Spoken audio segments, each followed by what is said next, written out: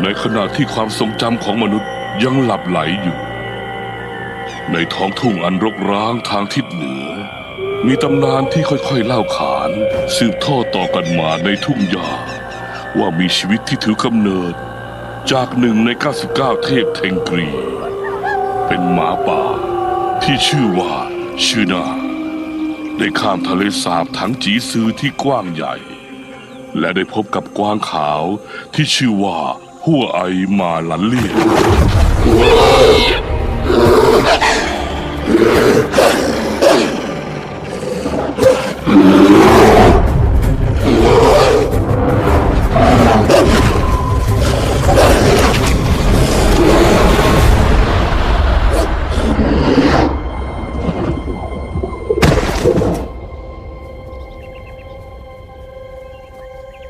ดาวเดือนเคลื่อนคล้อยเวลาผ่านไปภายใต้การคุ้มครองจากหมาป่าและกวางขาวเริ่มมีชนเผ่าเร่ร่อนถือกำเนิดขึ้นมาบนทุ่งหญ้าแต่แสงสว่างก็ย่อมนำมาซึ่งความมืดมิดราชาที่ปกครองโลกปีศาจคอยเฝ้าดูโลกมนุษย์มาเป็นเวลานานใช้ปรากฏการณ์ที่จะเกิดขึ้นทุก900 ปีออกจากโลกปีศาจคิดจะยึดครองทุ่งหญ้ารวม3 โลกให้เป็นหนึ่งเดียว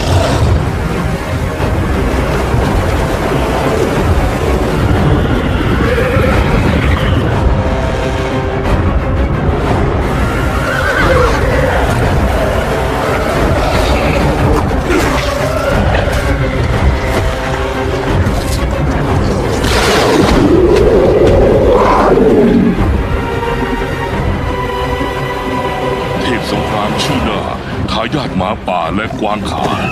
นำธงซูเลอร์ติงที่เป็นจิตวิญญาณของทุ่งหญ้านำเหล่าผู้กล้าแห่งทุ่งหญ้ามาต่อต้านต่อสู้กับโลกปีศาจ3 วัน 3 คืนจนสามารถขับไล่จอมปีศาจกลับไปได้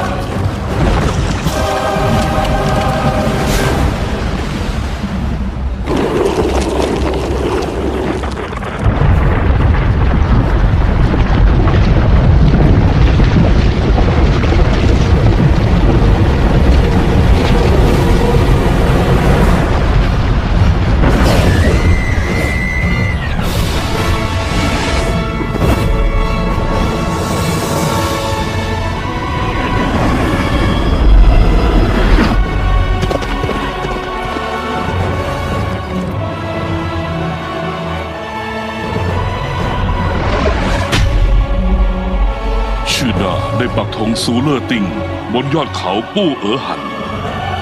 เพื่อปกป้องความสงบสุขของทุ่งหญ้า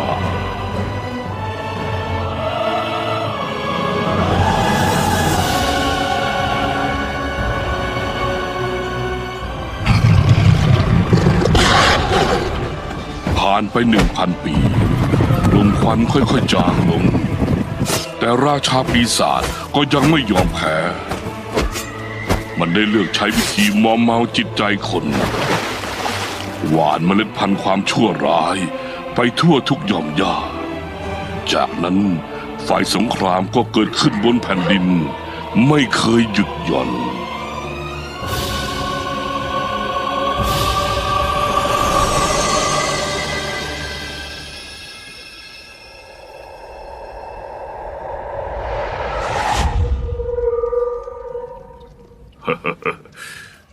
เด็กคนนี้เกิดมาพร้อมกับมีหินเลือดอยู่ที่ฝ่ามือถือเป็นลางดีที่สวรรค์มอบมาให้กับเราฮะ เราจะให้เขาชื่อว่าเตมูจิน Golden A Entertainment ภูมิใจเสนอเจงกิสข่านตำนานสถานแผ่นดินให้เสียงภาษาไทยโดยพันธมิตร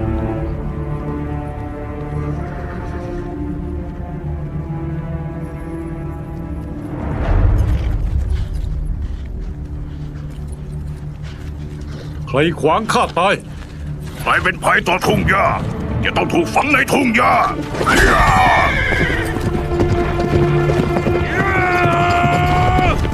เ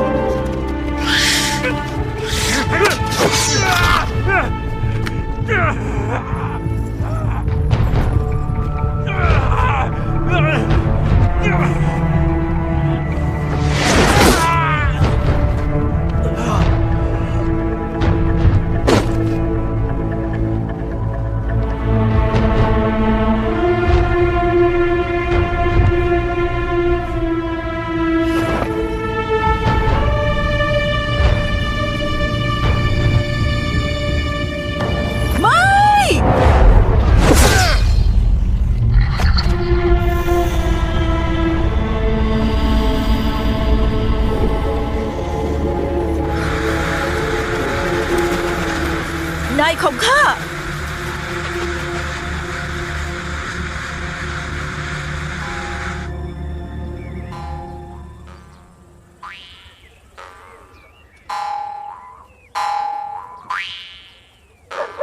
ช่วยด้วย ช่วยด้วย ช่วยด้วย น้องหายถอยไป แค่หมาตัวเดียวเจ้าก็กลัวขนาดนี้อะทำไมได้ซิเซนถึงได้ยอมยกเจ้าให้สวะแบบนี้ล่ะ ต่อให้พ่อข้าไม่ยกให้ พอโตขึ้นเขาก็จะแต่งกับข้าอยู่ดีอะน้องหายกัดเขาไม่เอานะไม่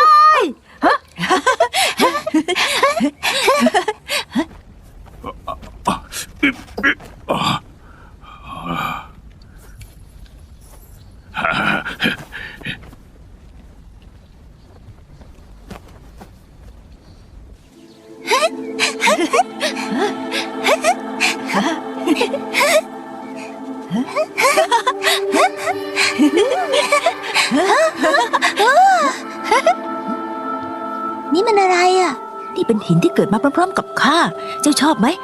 ข้าให้เจ้านะ ไม่เอา แล้วมันเกิดมาพร้อมกับเจ้าได้ยังไงอ่ะ ข้าถือมันออกมา พ่อบอกว่าถ้าเป็นของที่รักมาก ก็จะต้องจับแน่นๆแบบนี้ แล้วเจ้าจะจับข้าไว้แน่นๆหรือเปล่า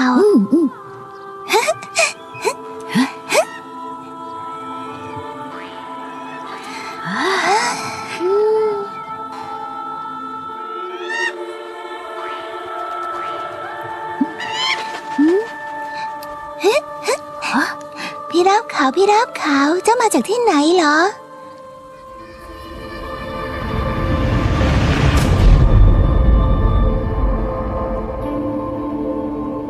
ฮูชูลูต้องตาย ตัวตายเสียใจอย่างมาก น้ำตาของนางกลายเป็นทะเลสาบน้ำเค็ม เสียงร้องของนางดังไปถึงนรก จนทำให้เจ้าปีศาจต้องตื่นขึ้น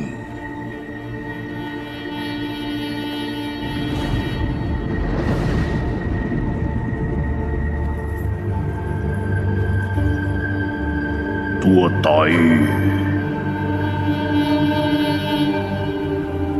ใช้วิญญาณของเจ้ามาแลกเปลี่ยนกับข้า แล้วข้าจะมอบพลังไร้ขอบเขตให้สามีเจ้า รวมทั้งร่างที่ไม่มีวันตาย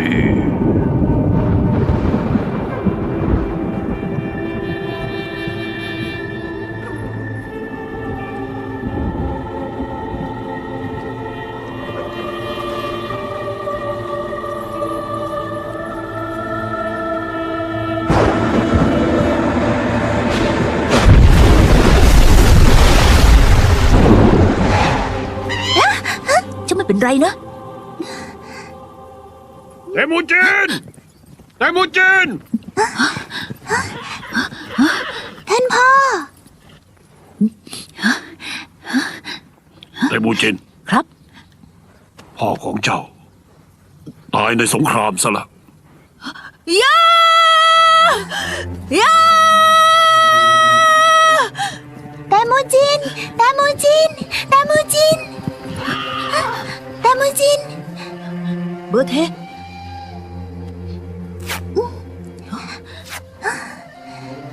อย่าลืมข้าล่ะ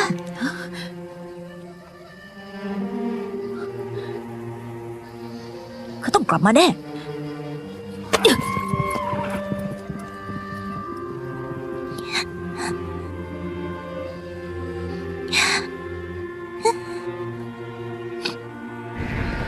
ชาวเผ่าฉีเยียน พวกเจ้าจะไปกับทาลีหูไถไม่ได้นะ พวกเจ้าอย่าไปนะ อย่าไปนะ พวกเจ้าไปไม่ได้นะ กลับมาให้หมด ถ้าทาลีหูไถช่วยโอกาสที่สู่ให้เพิ่งตาย เขาทำเรื่องชั่วช้าแบบนี้ พวกเจ้าไปกับเขาไม่ได้นะ อย่าไปนะ อย่าไป อย่าไปนะ พวกเจ้าอย่าไปนะ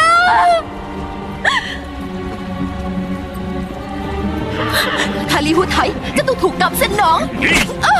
ท่านแม่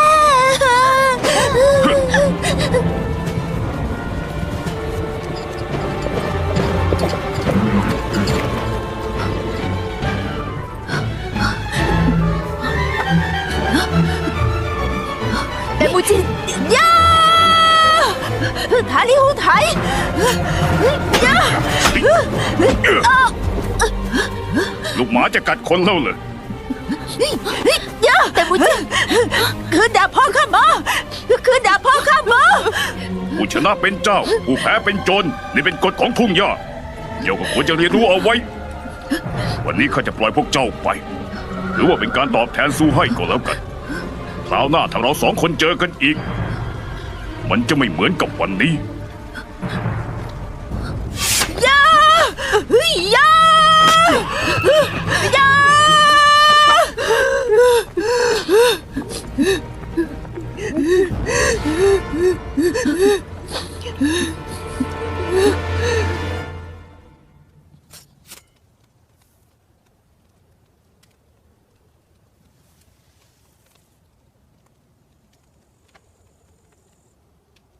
เตมูจิน ตั้งแต่นี้ไป เจ้าก็เป็นลูกผู้ชายเต็มตัวแล้ว ไปเถอะ ไปเผาเวิงจีล่าแล้วแต่งงานกับเบอร์เท อย่าให้สายเลือดเว่ยเอ๋อจือจินต้องหมดลง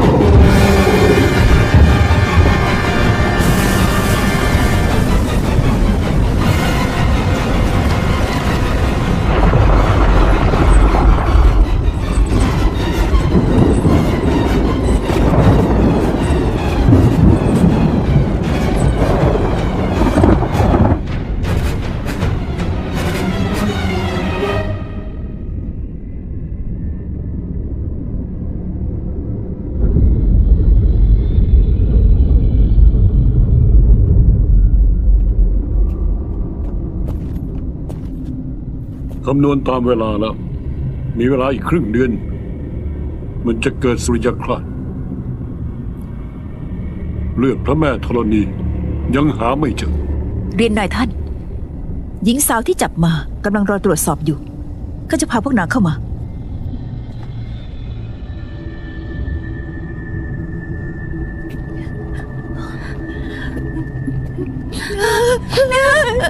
น่ากลัวอย่าไม่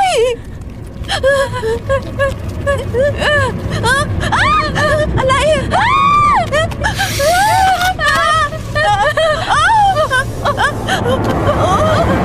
ช่วยด้วย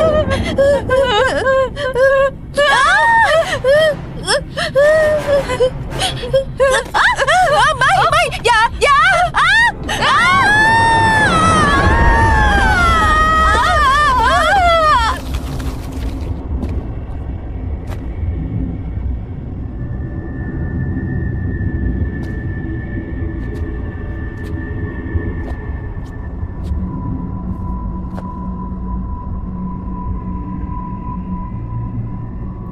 ข้าต้องขอโทษด้วยนะตัวไต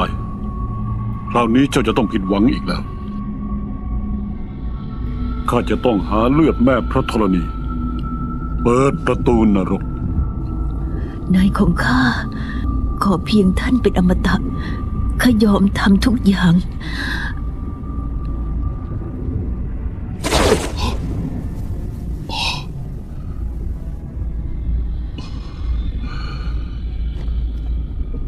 ข้าเสียใจจริงๆ ตอนนี้ข้าไม่ควรจะอยากเป็นเจ้าแห่งทุ่งหญ้า มันเลยทำให้เราต้องมีสภาพอย่างทุกวันนี้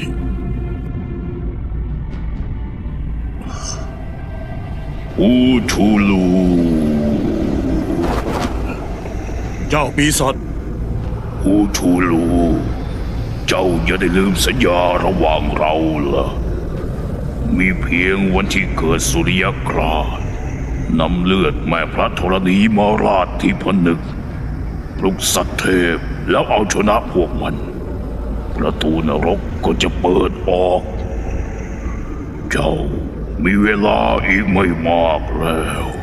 จะให้ตามหาคนคนหนึ่งในทุ่งหญ้าอันกว้างใหญ่ เหมือนกับงมเข็มในมหาสมุทรมันไม่ใช่เรื่องง่าย แม่พระธรณีจะเป็นหญิงทั่วไปได้ยังไง อย่างน้อยนางก็ต้องมีความงามมากพอที่จะล่มเมืองได้ นับแต่อดีตบนท้องทุ่งหญ้ามีชนเผ่าหนึ่งที่มีชื่อเสียงในเรื่องหญิงงาม เมืองจีล่ะเผ่าเวิงจีล่ะ มา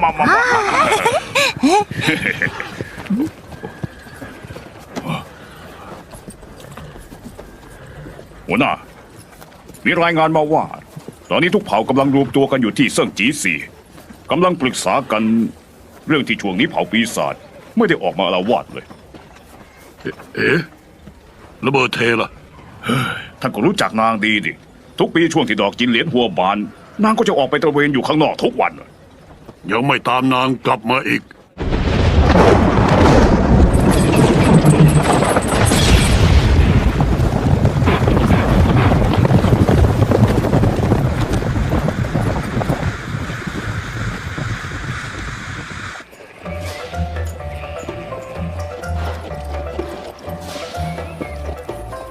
พ่อแม่พี่น้องทั้งหลายดูดิ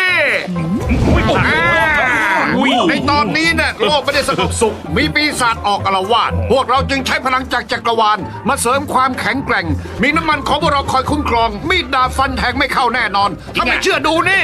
จะพิสูจน์ให้ดู นี่เห็นไหมนี่เห็นหรือยัง ยาของข้าสรรพคุณดีหรือไม่ดี ไม่มีอะไรคนนี้ก็ทำได้อะกินยาของได้ตั้งแต่เมื่อไหร่เพิ่งมาไม่ใช่เหรองั้นมันก็ใช้มีดปลอมไฟปลอมโอ้ยไอ้หลอกลวง หมดกันยายมาขัดขวางการทำอาหารกินของข้า เฮ้ย เจ้าเป็นใคร อ๋อ เจ้าแก่บ้า เจ้ามาก่อกวนข้าแล้วให้ถีบเขาให้โอ้ยถีบเขาจะรู้แล้วจะไม่หนำใจ ขอฮุกสักทีนะ ขอฮุกมืด อะไรเล่า บังเอิญเจอมีด เฮ้ย ฟันด้วยมีดปลอมเนี่ยก็บอกแล้วไงว่ามีดปลอม ฟันไปมันก็ไม่เป็นไรหรอก เจ็บหัวโนนิดหน่อยอ่ะไอ้ไปขอฟันเนื้อฮะเฮ้ยเจ็บใจทำอะไรไม่ได้ เฮ้ยมันทำลายอาชีพข้ามาประจานข้าอย่างนี้ได้ยังไง ปล่อยเขานะ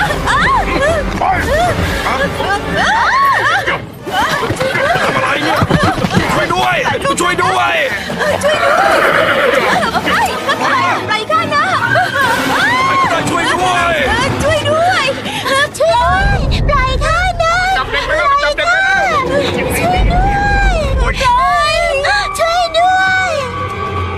ช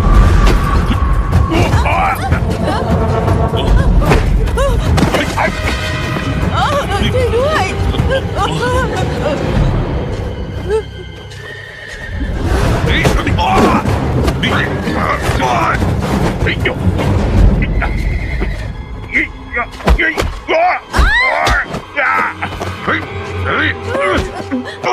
เทมูจินไม่ต้องสนใจผู้หญิงพวกนั้นแล้วใครฆ่าเจ้าบ้านี่ได้ข้าจะให้ม้า10 ตัวจัดการมัน ฆ่ามันเลยฆ่ามันอยู่นะตามไปเร็ว ม้า10 ตัวเฮ้ยอยู่นะตามไปแล้วตามไป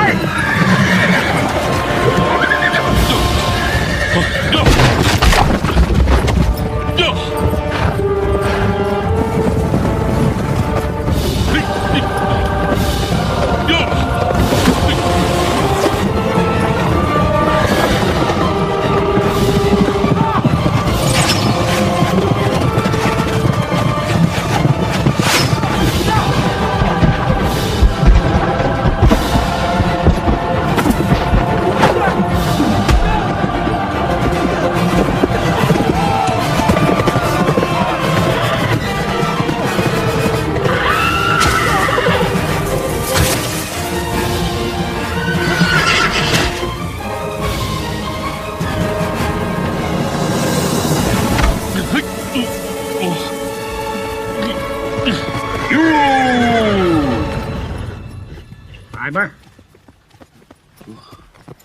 ตกไปในหลุมกับดักตายแน่อ้าวไม่ตาย ยี่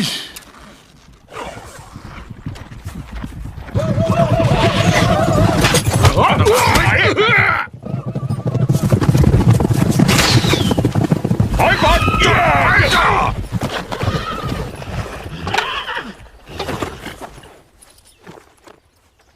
เฮ้ยยี่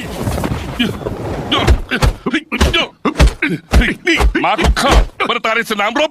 แต่ต้องมาตายในกับดักของเจ้าเฮ้ยเฮ้ยนี่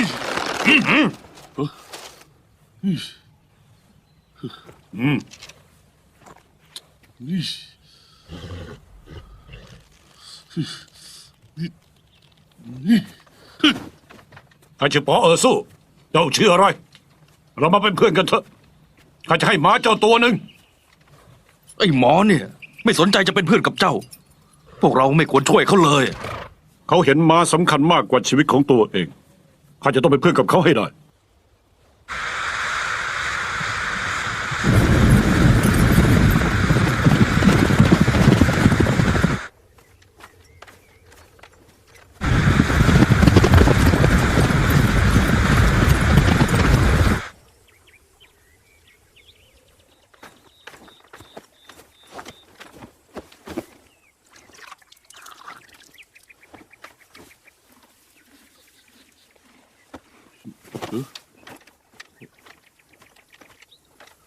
โอ้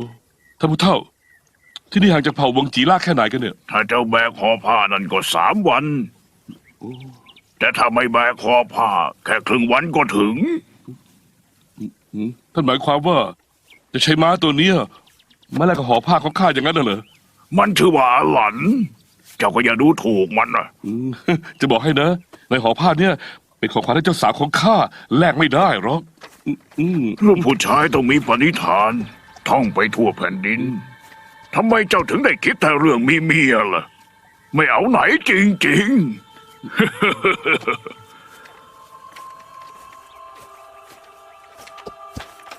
เอา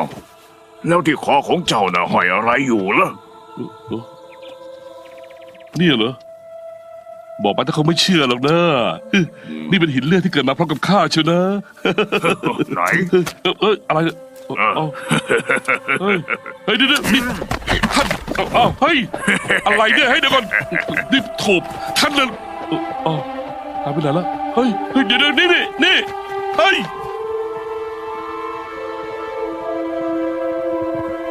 เอาให้วิ่งตามอยู่เนี่ยนี่หยุดก่อนเฮ้ยโอ้เฮ้ยโอ้เฮ้ยโอ้โอ้โนโน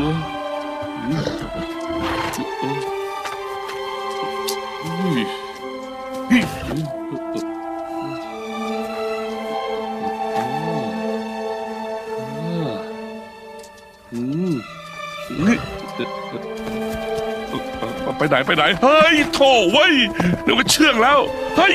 กลับมาดิเฮ้ยโอ้ยโอ้เฮ้ย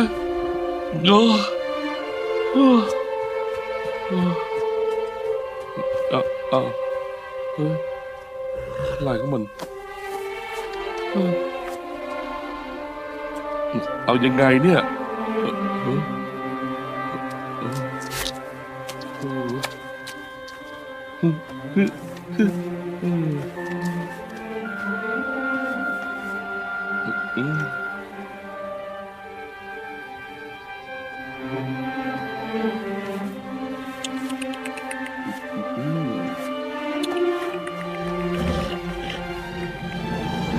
เอานะนี่เฮ้ยเอาโอ้เฮ้ย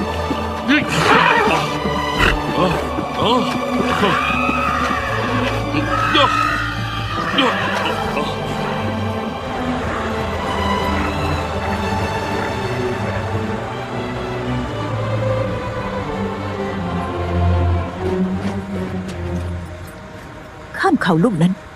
ก็ถึงเผ่าวังจีล่าแล้ว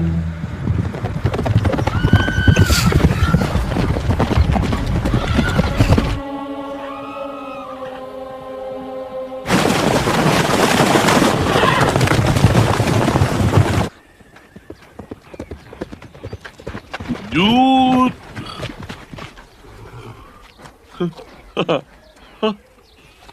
ย่าเฮ้ยเฮ้ยเฮ้ยเฮ้ยเฮ้ยเฮ้ยเฮ้ยบ้าเฮ้ยย่าย่า เอาเลย งั้นล่ะ เฮ้ยเดี๋ยวตามมาถอยเล่าเฮ้ยเฮ้ย ออกไป เฮ้ยเฮ้ยเฮ้ยไม่ ไปซะ ไปสิ โอ้โอ้ จะมาจากไหนอ่ะ เฮ้ยเฮ้ยฮะคู่เจ้าใช่ไหมเนี่ยฮะ ข้าดิแล้วเจ้าคือ เตมูจินไง เจ้ามาที่เวิงจีล่าทำไมอ่ะ ข้ามาหาเมียข้าเบอร์เท เจ้าน่ะเหรอ อืม โอ้แค่หมาก็กลัวถึงขนาดนี้แล้ว ยังคิดจะแต่งงานกับผู้หญิงที่สวยที่สุดของเราเองเหรออ้าวดูมาของเจ้าสิผอมแห้งจะตาย ถ้าข้าขี่รับรองมันล้มแน่นอนเลยนะมาเดี๋ยวทดสอบดู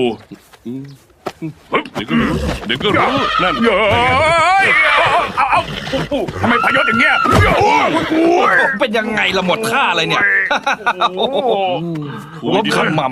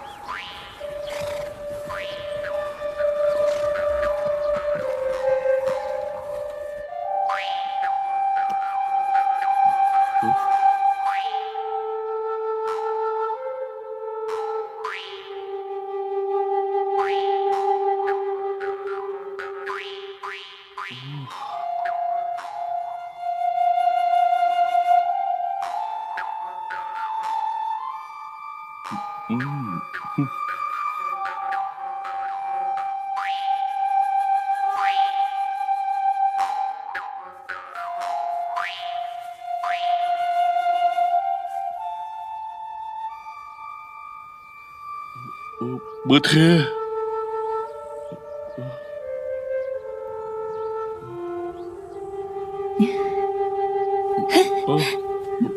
เบอร์เท อะไรแล้วเอามาเทมาไว้นี่อ้าวเฮ้ย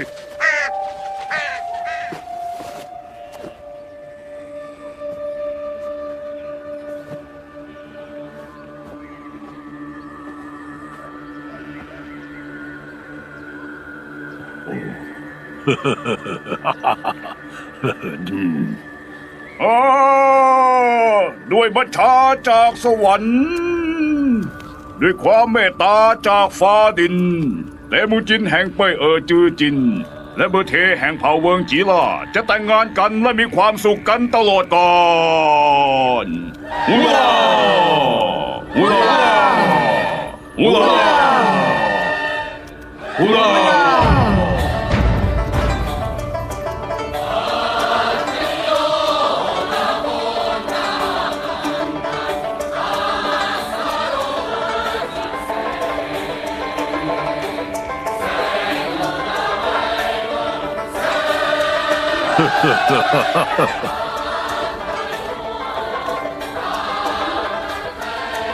เทพเทงกรีเป็นพยานวันนี้ข้าไดซิเซนได้ทำตามสัญญา ให้ลูกสาวข้าเบอร์เท ได้แต่งงานกับลูกชายของซูซีแห่งเป้ยจือจิน เตมูจิน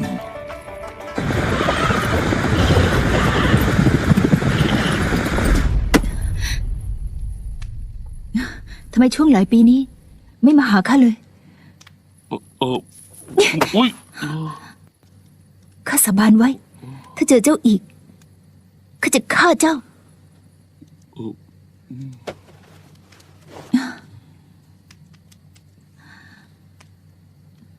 อืม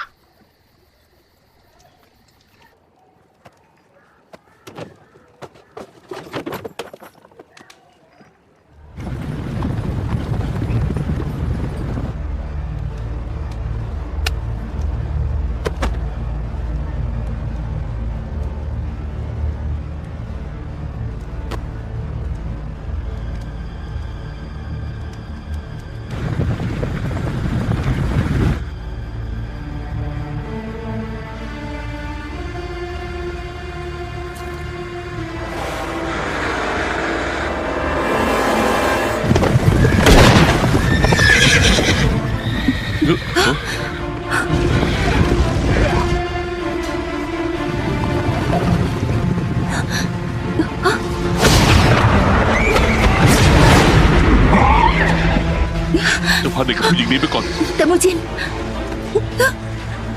เหลือสิพาเด็กกับผู้หญิงหนี้เข้าป่าไปก่อนแล้วเข้าไป รีบไป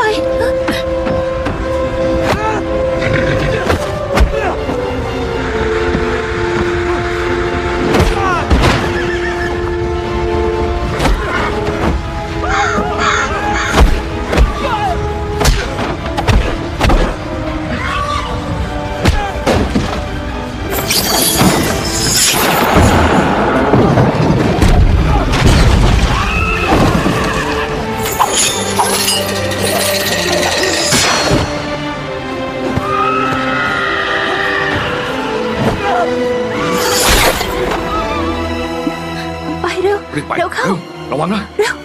เร็ว ไปเร็ว เราต้องการผู้หญิงที่ชื่อว่าเบอร์เท ทำไงดีล่ะ รีบไป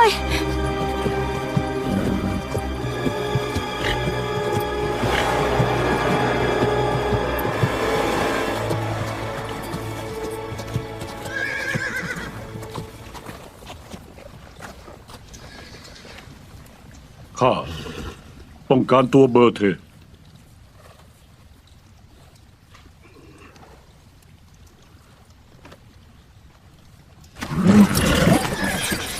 หยุดนะ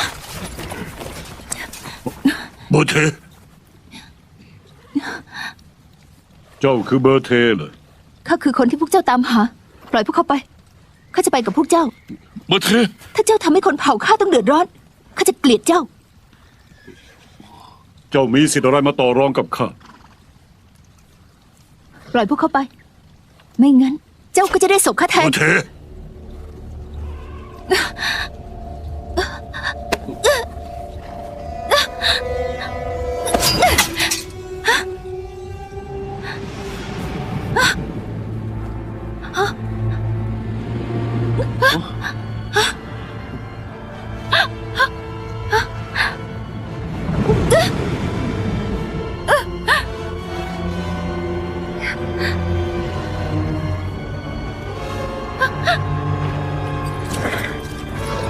ไปกันได้แล้ว เบอร์เทนี่เฮ้ย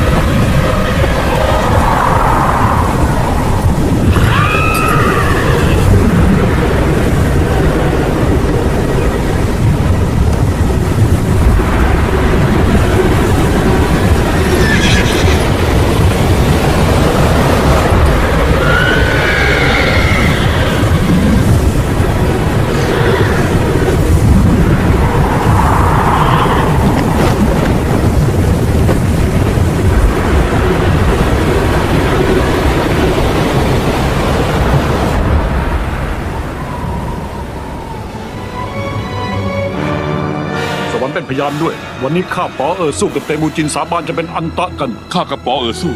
ชาตินี้จะขออยู่กับปอสู้ เป็นธนูล่าสัตว์ให้เขา เป็นดาบที่เข็นฆ่าศัตรู ยามหิวข้าจะล่าสัตว์ให้เขา ยามหนาวข้าจะกันลมให้เขา ถ้าไม่มีม้าข้าก็จะแบกเขาเอง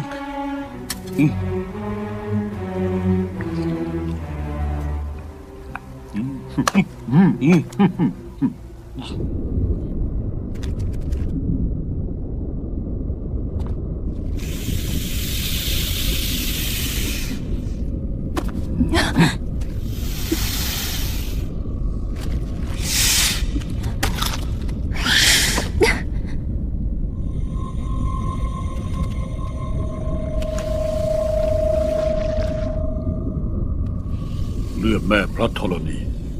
ในที่สุดข้าก็เจอเลือดแม่พระธรณีแล้วเฮ้ย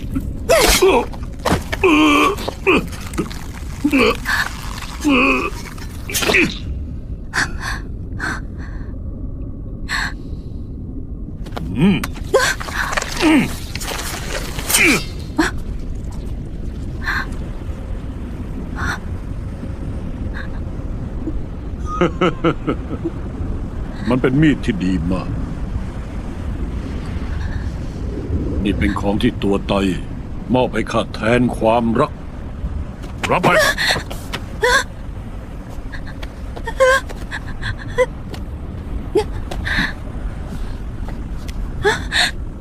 เมื่อกี้นี้ เจ้าได้ฆ่าข้าไปแล้ว ทีนี้ถึงตาเจ้าบ้าง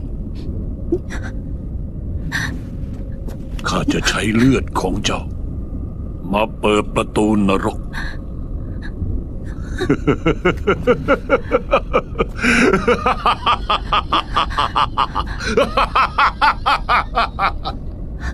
ที่แท้ก็เป็นเจ้า ที่ไปทำข้อตกลงกับปีศาจ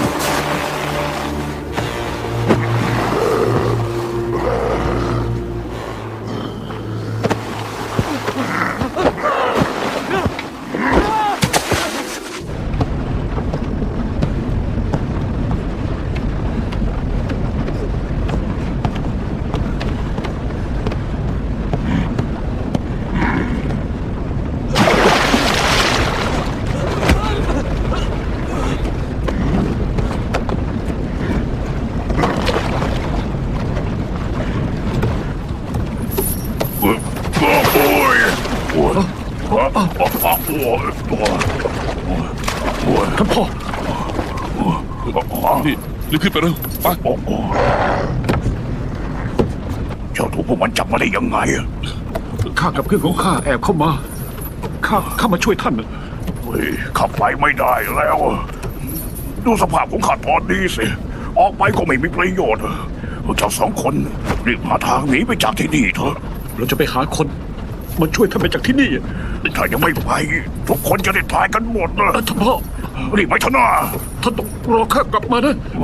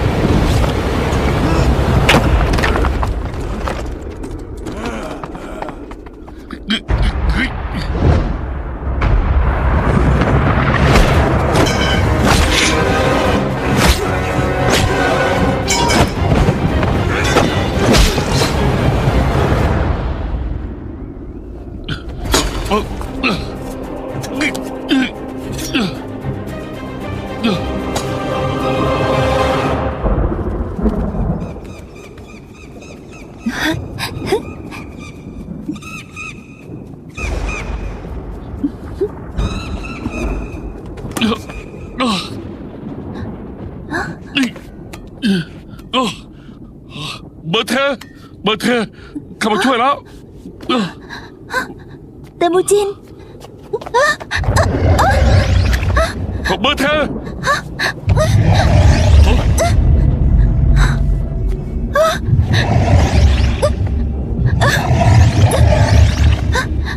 ที่นี่มีเวทมนต์อยู่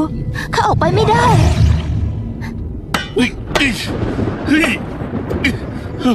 แต่มูจิน เบอร์เท ตอนนี้เจ้าปีศาจใกล้จะออกมาแล้ว ถึงตอนนั้นทุกคนที่อยู่บนทุ่งหญ้า ก็จะมีอันตราย จะปีศาจอะไรกันเนอะจะพูดอะไรของเจ้าเนี่ยอีอี ตำนานเรื่องเทพสงครามชื่อหน้า เป็นเรื่องจริง อี เจ้าปีศาจกำลังรอให้ถึงวันสุริยคราสเพื่อเปิดประตูนรกจะรีบกลับไป เอาเรื่องนี้ไปบอกกับทุกคน ถ้าชักช้าจะไม่ทันการนะ ข้าไม่สนใจเรื่องนั้นนะข้ามาเพื่อช่วยเจ้า เจ้าช่วยข้าไม่ได้หรอก แต่มูจิน เจ้าเป็นลูกผู้ชายเป้ยเอ๋อจือจินข้าเชื่อใจเจ้า เจ้าจะต้องเหมือนบรรพชนเจ้า มีทางรับมือเจ้าปีศาจแน่ เบอร์เทเบอร์เท ไปซะ เจ้ารอข้านะ รีบไป ข้าต้องกลับมาช่วยเจ้าแน่อีอี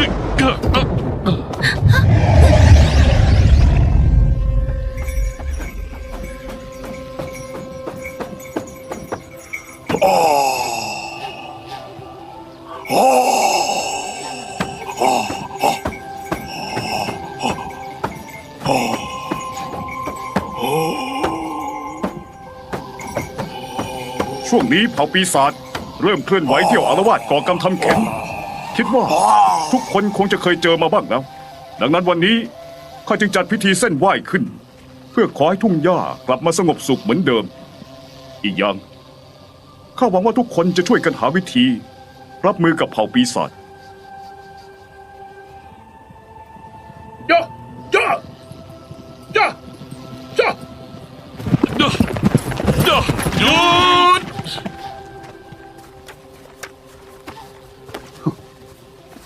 เตมูจิน เจ้าหายไปไหนมา ท่านพ่อข้าเจอเบอร์เทแล้วหัวหน้าจามุฮา อันตาของข้า ว่ายังไง ตอนนี้ยังกลัวหมาอยู่หรือเปล่าเนี่ย โอ้โห หลานชายของข้า เจ้าโตขึ้นมากจริงๆ ตอนนี้เจ้ากลายเป็นพญาอินทรีที่แข็งแกร่งแล้ว จนข้าแทบจำเจ้าไม่ได้ ข้าภูมิใจจริง พวกมันเป็นปีศาจที่ฆ่าคนอย่างง่ายได้ คนธรรมดาอย่างพวกเราจะสู้มันได้ยังไงกัน ถ้ารวมกลุ่มไปยุ่งกับพวกมันแล้วก็ คนที่จะเดือดร้อนก็คือพวกเรานะสิ ๆ แค่เรื่องที่ หญิงสาวถูกฉุดคล้าไป พวกเราจะปล่อยเอาไว้อย่างนั้นเหรอ ท่านหมายถึงลูกสาวท่านสินะ นี่เจ้า แต่มูจิน เจ้าบอกสิ เรื่องมันเป็นยังไงกันแน่ เมื่อวานข้าแอบเข้าไปที่รังของพวกมัน เจอภรรยาข้าเบอร์เทหนังว่าเจ้าปีศาจจะใช้วันที่เกิดสุริยคราสเปิดประตูนรกปล่อยเจ้าปีศาจออกมาพวกคนที่ถูกจับไปรวมทั้งพ่อของปอเอ๋อสู้ ตอนเนี้ยทุกคนอยู่ในรังของพวกมัน โชคดีได้ท่านลุงหูปอเหย็นช่วยเอาไว้ พวกเราถึงฆ่าฐานปีศาจแล้วหนีออกมาได้ แต่ถ้าเราปล่อยไว้แบบนี้แล้วก็ต้องเกิดภัยพิบัติแน่นอน ตำนานกล่าวว่า 900 ปีก่อน คนที่ขับไล่เจ้าปีศาจคือเทพสงครามชื่อหน้า แห่งเป้ยเออจือจิน ถือธงซูเลอร์ติงต้องรบกัน3 วัน 3 คืนถึงไล่มันกลับไปได้ทุ่งหญ้าถึงกลับมาสงบสุขอีกครั้งหนึ่ง อ๋อเหรอฟังแล้วน่ากลัวจริงๆ แต่ก็เป็นแค่ตำนาน ก็แค่ตำนานที่จับต้องไม่ได้ มีใครบ้างที่เคยเห็นมันกับตาตัวเอง หรือจะอาศัยแค่ธงผูๆอันหนึงที่ปักอยู่มาพันปีอันนั้นน่ะ นี่ ทาลีวูไถถ้าข้าจำไม่ผิดแล้วก็ ที่เหน็บอยู่บนเอวของเจ้า คือดาบทองของหัวหน้าซูไห่เจ้าเองก็เป็นคนของเป้ยเอ๋อจือจินทำไมถึงไม่หัดเรียนรู้บ้างว่าต้องให้เกียรติยังไงกับบรรพชนของตัวเอง ต้องขออภัยด้วยหัวหน้าจามู่เหอเพราะข้าน่ะเคารพบรรพชนถึงไม่อยากให้ชาวบ้านผู้บริสุทธิ์ต้องตาย เราน่ะอาจจะวู่วามได้ แต่เราจะโง่เขลาไม่ได้ วันเนี้ยคนที่ถูกจับเป็นเมียข้าพวกนี้ก็เป็นเจ้านั่นแหละ แต่มูจินพูดตามตรงเจ้าก็ทำเพื่อเมียเจ้านั่นละ นี่ เราไม่ยอมไปตายพร้อมกับเจ้าหรอก ถอยไป พอแล้ว จะร่วมกันหรือไม่ นี่เป็นเรื่องสำคัญ อย่าฝืนใจไม่ได้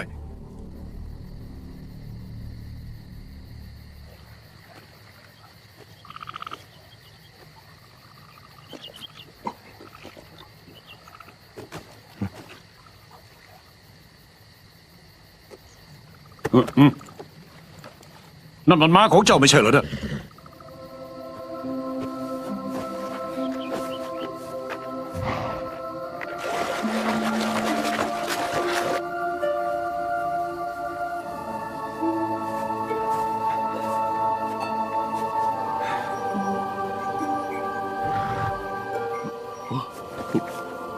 ท่านสามาน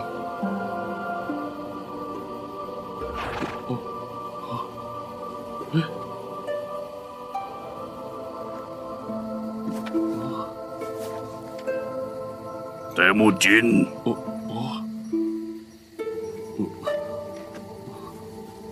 ท่านสามานที่ข้าล่วงเกินไปข้าต้องขออภัยด้วยท่านรู้หรือเปล่าว่าจะฆ่าเจ้าปีศาจได้ยังไง และจะช่วยคนที่ถูกจับได้ยังไง ทุกสรรพสิ่งล้วนแต่ขึ้นอยู่กับสวรรค์ข้าจะทำอะไรได้ล่ะแต่มูจิน เจ้ารู้ไหมว่าทำไมม้าขาว ถึงเลือกเจ้าเป็นนายของมัน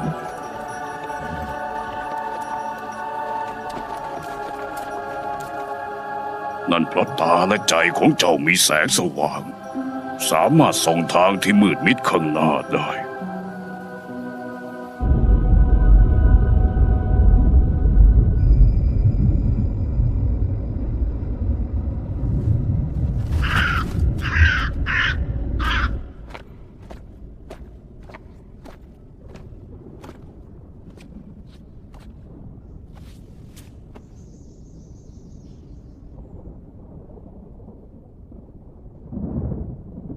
เตมูจิน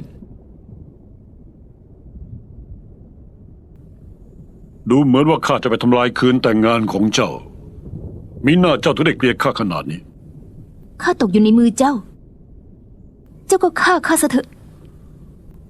ข้ายินดีตายเพื่อเขา อย่าไปยุ่งกับเตมูจิน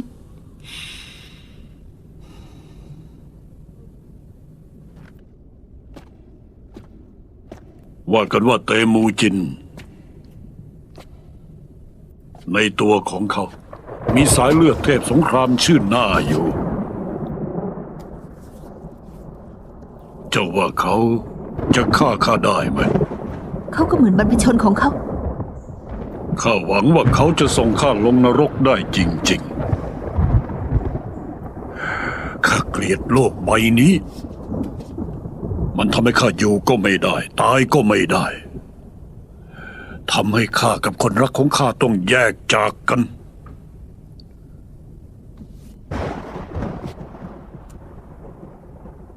ข้าจะทำลายโลก ทั้งสองใบให้หมด ข้าจะทำให้นรกมาอยู่บนโลก และให้โลกกลายเป็นนรก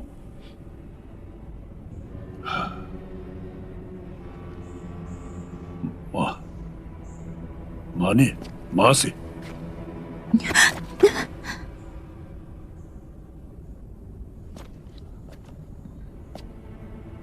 เจ้าวางใจเถอะ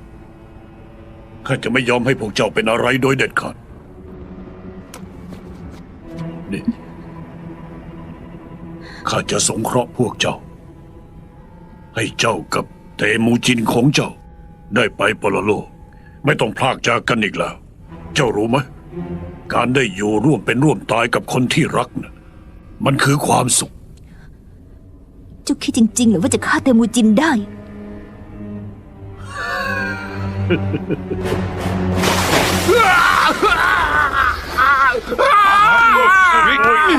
บอกมา ใครที่ช่วยเตมูจิน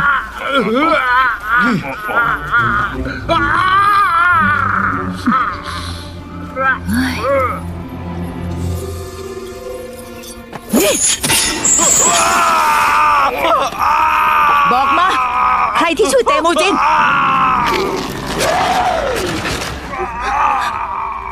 หยุดนะข้าเอง คนที่ช่วยเตมูจินให้หนีไปจากที่นี่พวกเขารวมทั้งคนที่อยู่ข้างหลังข้าไม่เกี่ยวข้องด้วยข้ายินดีจะยอมรับโทษทุกอย่างนายท่านปล่อยพวกเขาไปเถอะ เจ้าเห็นแล้วหรือยัง มีคนมากมายจะต้องมาตายแบบนี้ ทั้งหมดเป็นเพราะคนรักของเจ้าเตมูจิน แต่ว่าข้าจะให้โอกาสเจ้า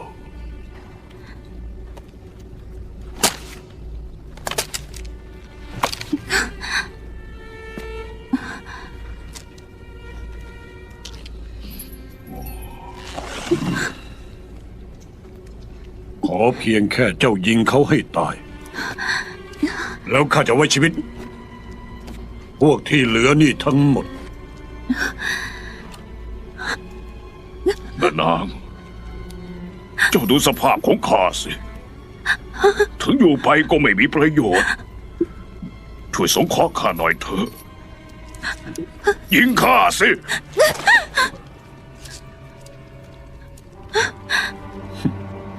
เจ้าจะไม่ฆ่าเขาก็ได้ แต่ว่าความผิดที่เขาก่อเอาไว้ คนพวกนี้จะต้องรับผิดชอบ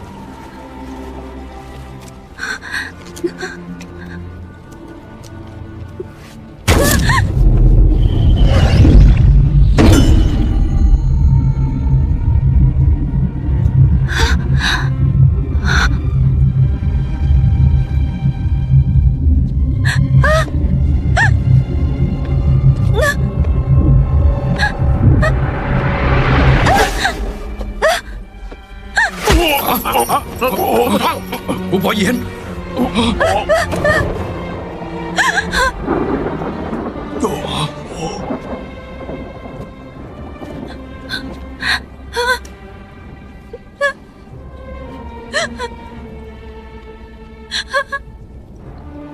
เจ้าฆ่าเขาตาย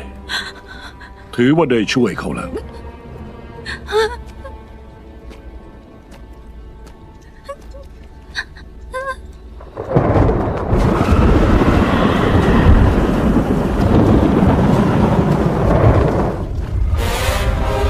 การแข่งม้าที่จัดขึ้นในวันนี้ ถ้าหากเตมูจินชนะ ถือเป็นมติของสวรรค์ ทุกๆเผ่าจะต้องออกรบ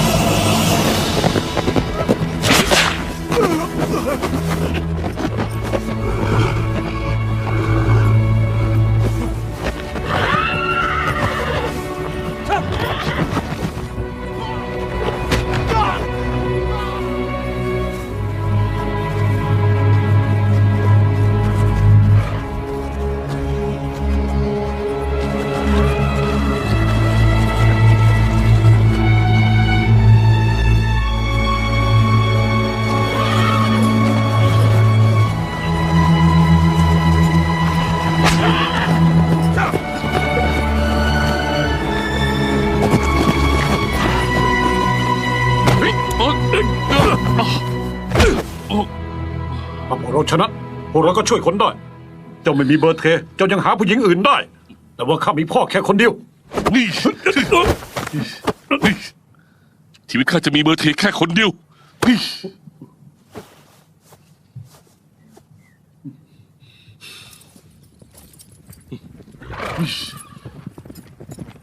ย่าย่าย่าย่าเดมูจิน แค่เจ้าคนเดียวคงช่วยเบอร์เทไม่ได้แน่ เรื่องของข้าขอรับผิดชอบเองอย่า เดี๋ยวก่อน ฟังให้ดี ข้ากับเตมูจินเป็นอาต้ากัน เรื่องของเขาก็คือเรื่องของข้า ดังนั้นข้าจะไปพร้อมกับเขา คนที่มากับข้าหลังจากนี้ข้าก็จะยอมรับว่าเป็นอันตะ คนที่ไม่ยอมมาข้าก็จะไม่ฝืนใจทาลีหูไถ เจ้าเป็นอาของเตมูจิน ญาติของเจ้ากำลังลำบากอยู่ ข้าเชื่อว่า เจ้าคงไม่ดิ้งดูดายหรอกนะไปเถอะ นี่ เตมูจิน แซ่ม้าหล่นถือว่าเป็นลางไม่ดีนะ อย่า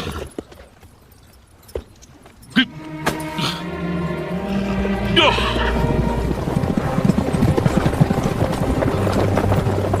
จ้าจ้ากลับมานะ นี่เจ้าจะบ้าหรือไงอย่าจ้า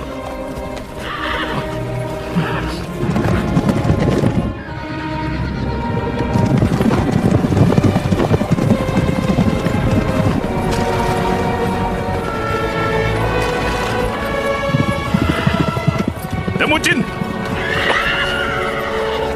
ยูมันเป็นกับดัก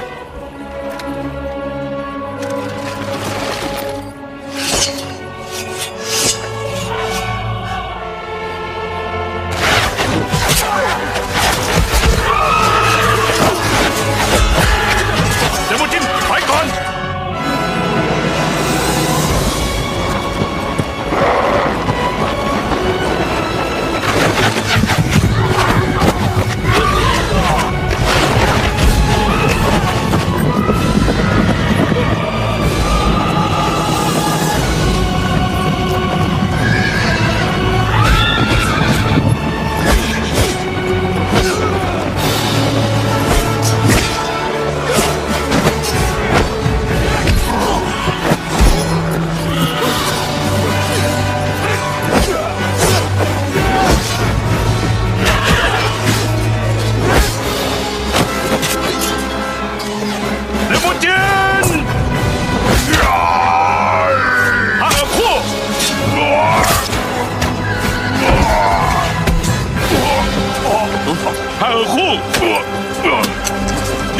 ดูแลตัวเองให้ดีนะ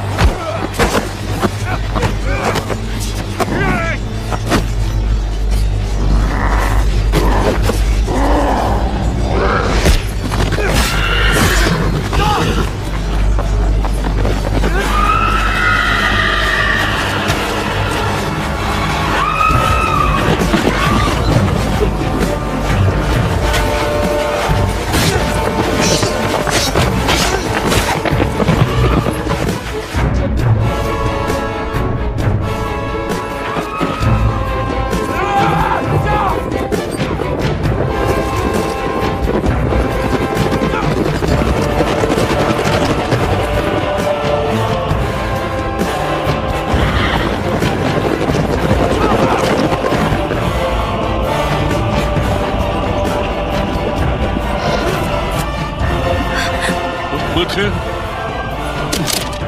ย่า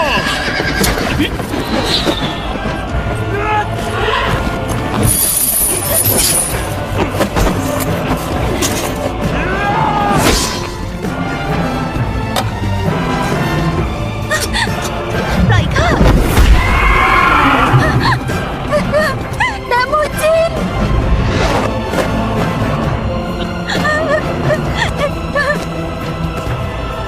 ป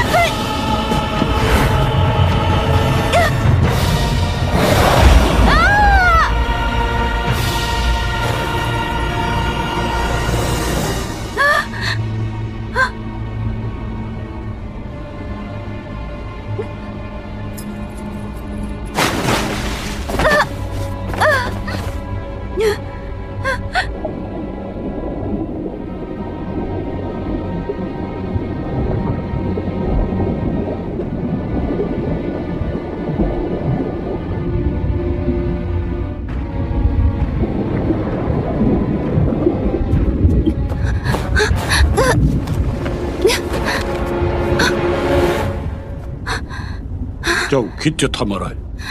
ข้าจะไม่ให้เจ้าได้เลือดแม้แต่หยดเดียว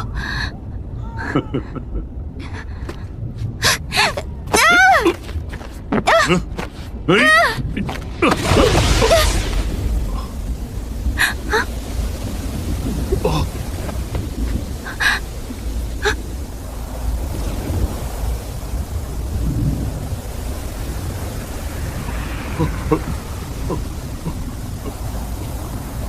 ไม่อย่าสลาย กลับมา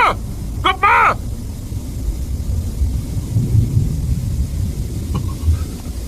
ตัวตายอย่าไปนะ ตัวตายกลับมา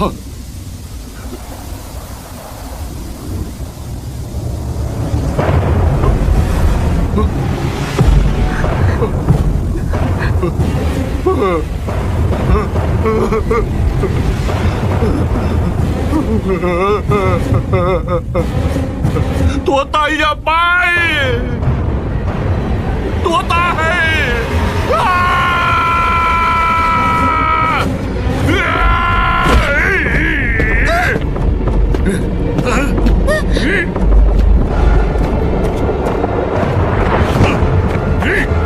จะสับเจ้าเป็นหมื่นชิ้น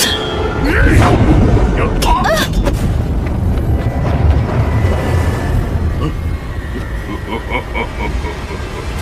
เจ้าปีศาจ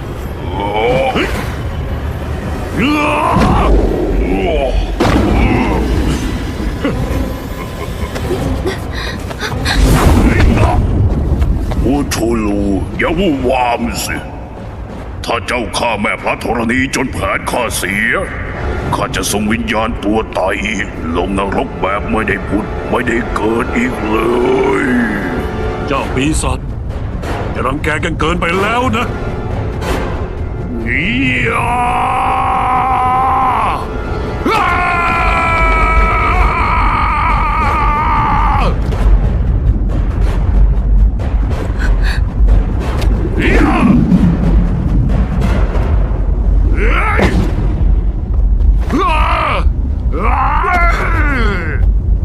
คืนตัวไตมาให้ข้า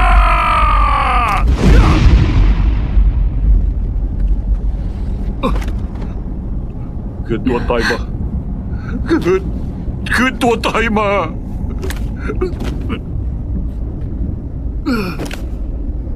คืนตัวไตมา ในของข้า ร่างกายข้าถูกทำลาย มันเป็นเพียงเปลือกนอก ตัวตายไม่ว่าใครก็แทนที่ตัวตายของข้าไม่ได้ อูชูลูใกล้จะถึงสุริยคราสแล้ว ถ้าเจ้าช่วยข้ายึด3 โลกได้ ไม่เพียงข้าจะคืนตัวตายให้เจ้า แต่จะมอบทุ่งหญ้าให้กับเจ้าด้วย ให้เจ้าได้ล้างความอับอาย ก็ได้ ถ้างั้นก็ตกลงตามนี้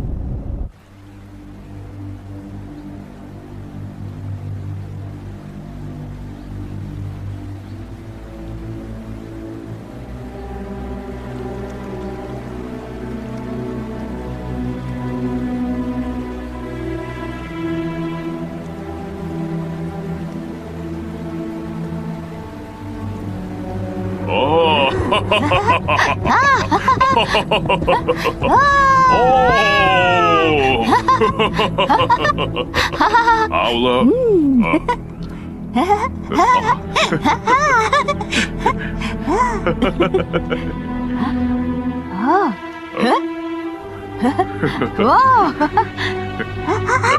นี่ไง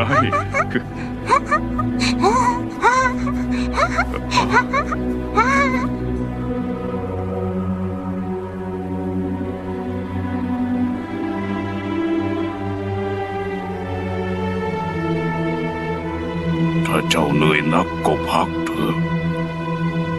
วัวกับม้าก็ยังมีตอนที่อ่อนล้า อินทรีก็ยังมีวันต้องลงสู่พื้น เขาที่อยู่ทางใต้700 ลี้ มีคำสอนของเทพเทงกรี ให้วิญญาณกลับสู่ขุนเขา ให้ร่างกายกลับสู่ทุ่งหญ้า อาหลัน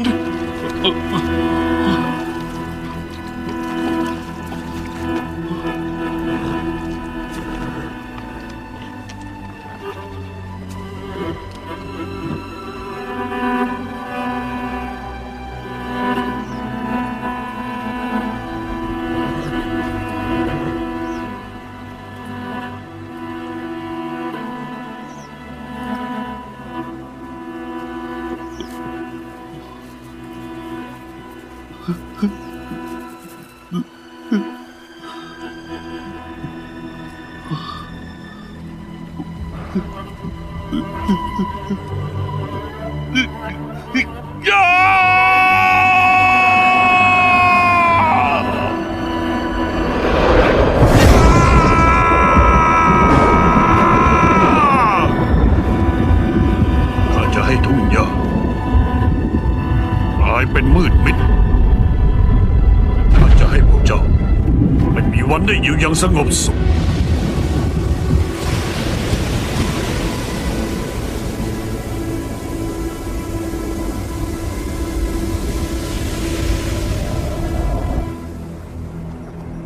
ทุกสรรพสิ่งมีเหตุและมีผล ไม่มีใครหนีโชคชะตาได้แต่มูจิน นี่เป็นค่าตอบแทนที่เจ้าทำอะไรตามอำเภอใจ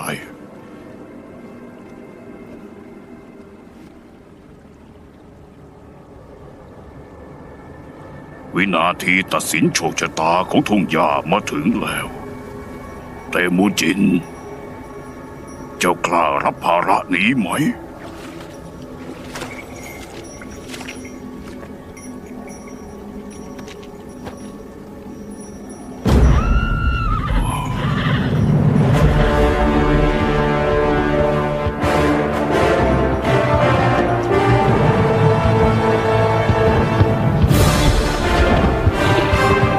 ไปเถอะ ไปทำตามคำสัญญาของเจ้า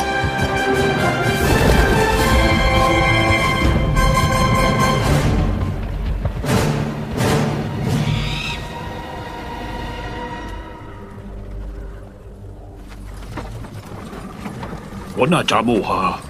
ทุ่งหญ้ากำลังมีภัยเผ่าข้ากำลังจะหนีลงใต้นะ หัวหน้าจามู่ฮารักษาตัวด้วย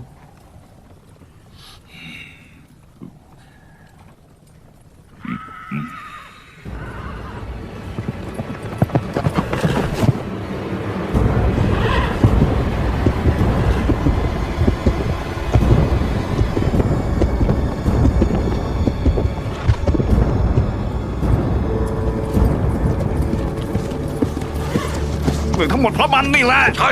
ถ้าไม่ใช่เพราะมันพวกเราคงไม่เป็นแบบนี้หรอก จัดการมาเลยจัดการมัน เอาละพอได้แล้ว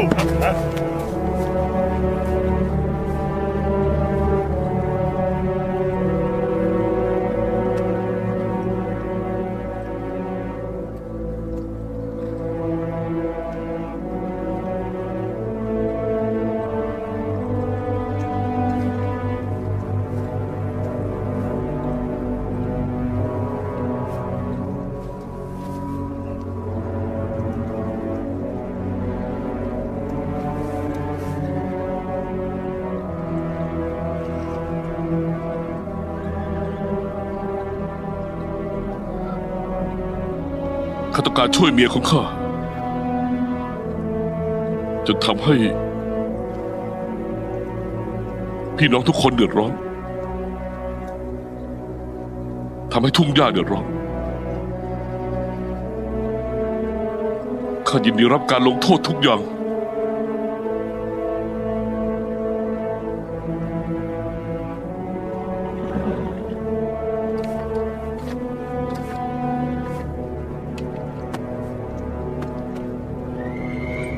อย่าอย่าอย่าอย่าอย่าอย่าอย่าอย่าอย่าอยู่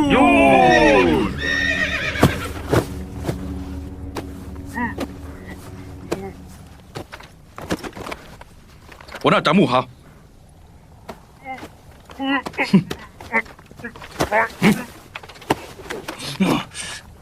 อ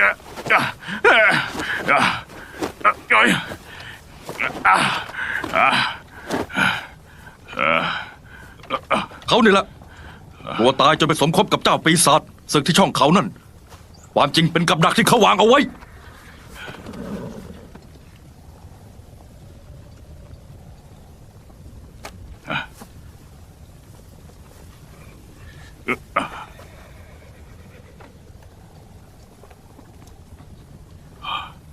ดาบนี่เป็นดาบของซูให้ข้าไม่คู่ควรกับมัน ขอคืนมันให้เจ้า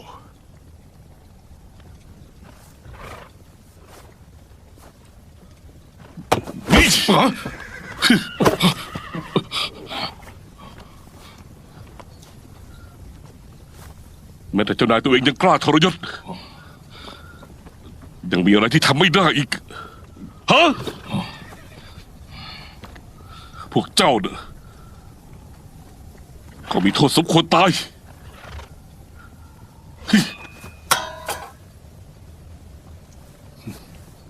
ในฐานะคู่แค้นข้าควรจะฆ่าท่านในฐานะคนทรยศต่อทุ่งหญ้าสวรรค์ต้องไม่ละเว้นท่านนะ ข้าขอเลือกทางตายของข้าได้ไหม ให้ข้าตายในสนามรบเถอะ ถึงยังไงข้าก็เป็นคนของทุ่งหญ้า ข้าไม่อยากให้หลังจากที่ข้าตาย ลูกหลานข้าจะถูกคนสาปแช่งไปตลอดกาล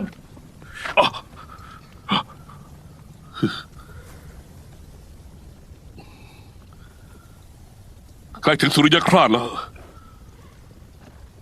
ทุ่งหญ้าของเรา อยู่ในอันตราย ถ้าทุกคนไม่ยอมต่อต้าน ทุกที่ก็จะมีแต่พวกเผ่าปีศาจเมื่อถึงตอนนั้น ทุกคนจะหนีไปไหนได้อีกละทิ้งบ้านเกิดไปในจรไปทั่ว ตอนนี้ที่เราทุกคนยืนอยู่ คือผืนดินที่เลี้ยงพวกเรามาจนถึงบัดนี้บนผืนดินนี้ไม่เพียงจะมีญาติสหายป่าไม้ยังมีชีวิตอีกนับไม่ถ้วนหรือพวกเราจะทนให้ทุกอย่างเนี่ยถูกทำร้ายด้วยมือคนอื่นแต่อดีตข้าหนึ่งคนก็คือหนึ่งกลุ่มวันนี้ข้าหวังว่าหนึ่งกลุ่มจะกลายเป็นหนึ่งคนแท้ที่มัดรวมกันถึงจะใช้งานได้ดีเราต้องสามัคคีกันต่อต้านศัตรูข้าจะไปนำธงซูเลอร์ติ้งกลับมาเป็นสัญลักษณ์ของพวกเราทุกคนและนำเราไปสู่ชัยชนะ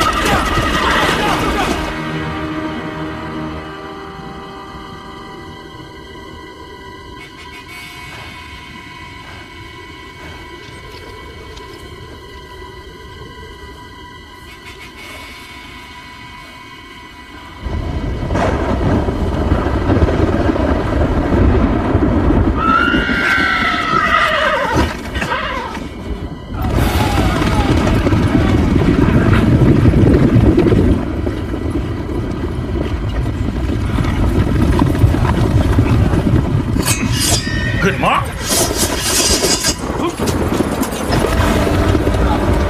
เตรียมตัว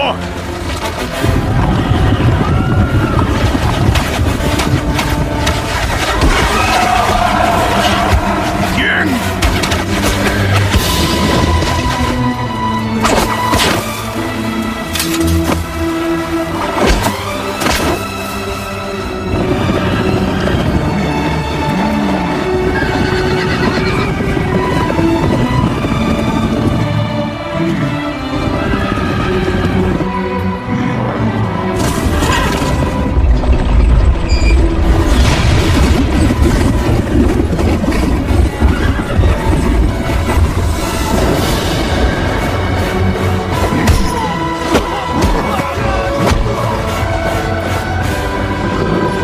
ทางเสนอนี่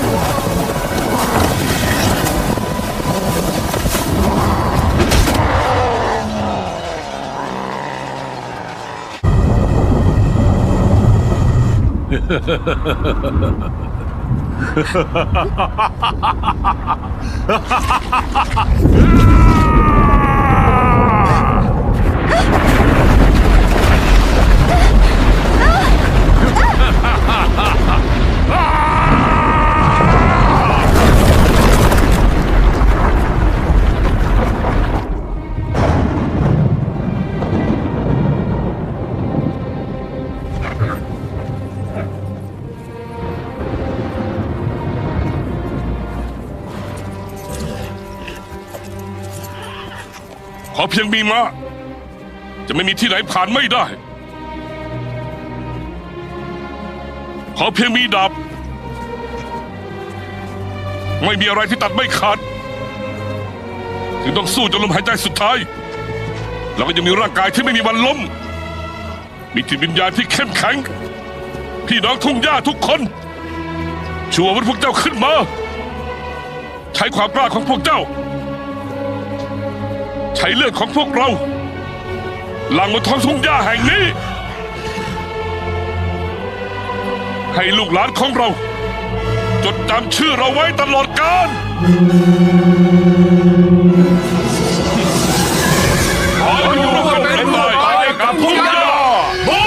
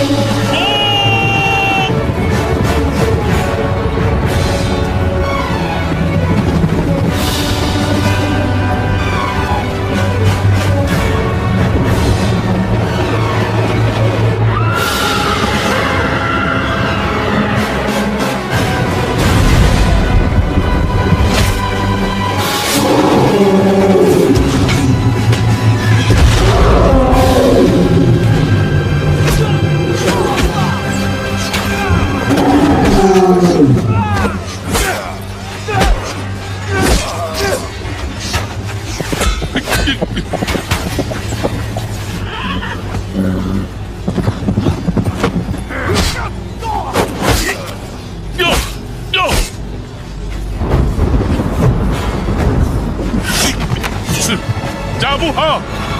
โย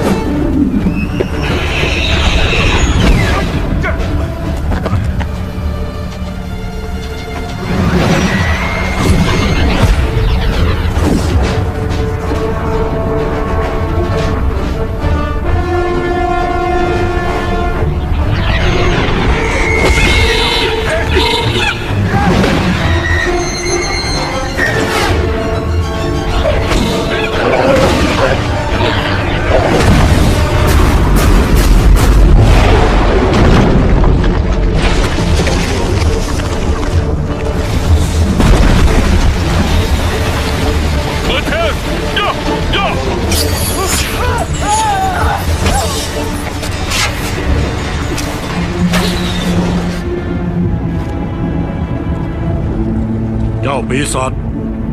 ข้าทำตามสัญญาได้แล้ว เจ้ายังไม่ได้ช่วยข้ายึดครอง3 โลก นั่นเป็นเรื่องของเจ้า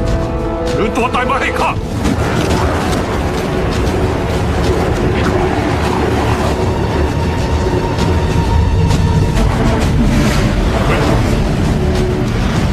นี่เจ้าจะทำอะไร เ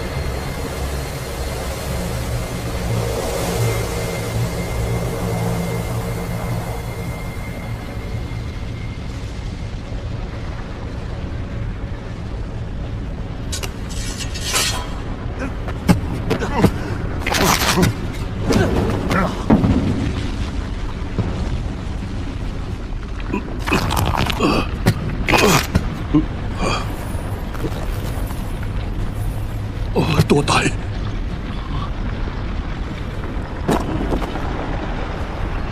เบอร์เทเบอร์เทเบอร์เทฮะ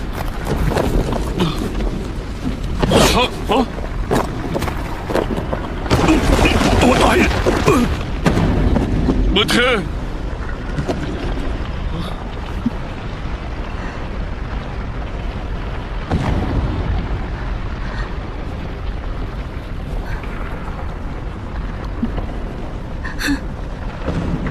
แต่มูจิน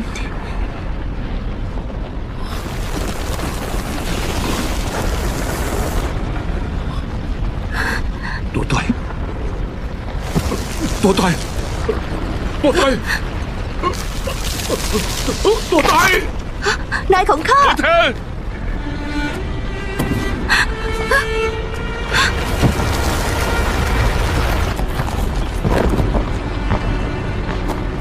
เดี๋ยวเบอร์เท ปล่อยข้านะปล่อยข้าปล่อยข้า เบอร์เทเบอร์เทโธ่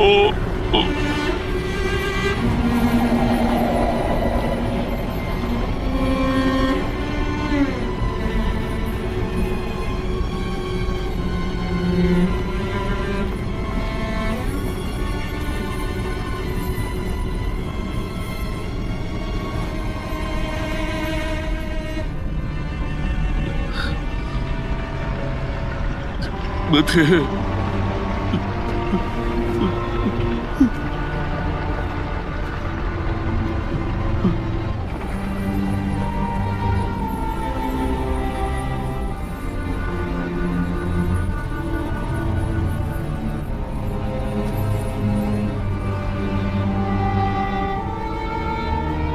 เบอร์เท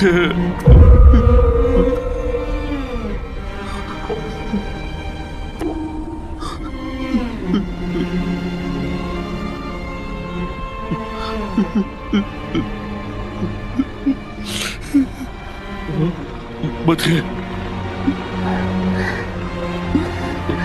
เตมูจิน เบอร์เท